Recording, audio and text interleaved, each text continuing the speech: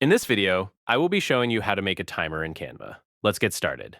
First, I start on the main Canva homepage. I move my cursor up to the top left corner and click on the Create a Design button. From the menu of recommended dimensions and project types, I select YouTube Thumbnail to open up a fresh, blank canvas. Once the editing workspace loads, I am presented with a clean canvas ready for designing. To add a timer to my project, I navigate down to the bottom toolbar on the left side of the screen, right next to the Notes section, where you can see the timer option. I click on Timer to reveal the built-in timer controls. A circular timer window appears in the bottom left corner. It starts with a default time of 5 minutes. I can easily customize the duration by using the minute controls. Here, I click to adjust the time, increasing it step by step up to 10 minutes, and then scaling it back down to 6 minutes to set the exact length I need. Next, I click on the music note icon right above the time display to add some background sound.